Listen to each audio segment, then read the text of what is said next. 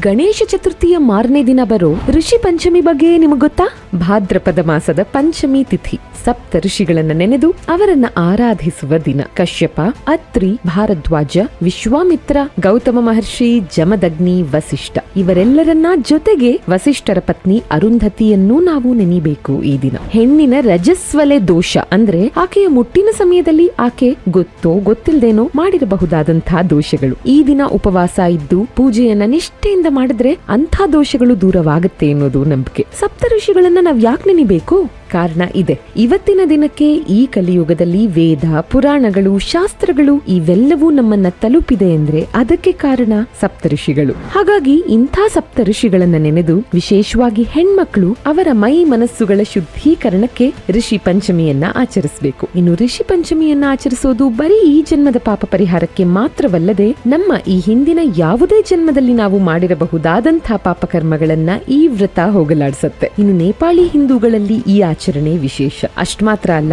ಕೇರಳದ ಕೆಲ ಭಾಗಗಳಲ್ಲಿ ಕೂಡ ಈ ದಿನವನ್ನ ವಿಶ್ವಕರ್ಮಿ ಪೂಜೆಯಾಗಿ ಆಚರಿಸ್ತಾರೆ. ಸಾಕ್ಷಾತ್ ಶಿವನಿಂದ ಯೋಗವನ್ನ ಕಲಿತಂಥ ಸಪ್ತರ್ಷಿಗಳು ಇವರೆಲ್ಲರನ್ನ ನೆನೀತಾ ತಮ್ಮೆಲ್ಲರಿಗೂ ಋಷಿ ಪಂಚಮಿಯ ಶುಭಾಶಯಗಳು.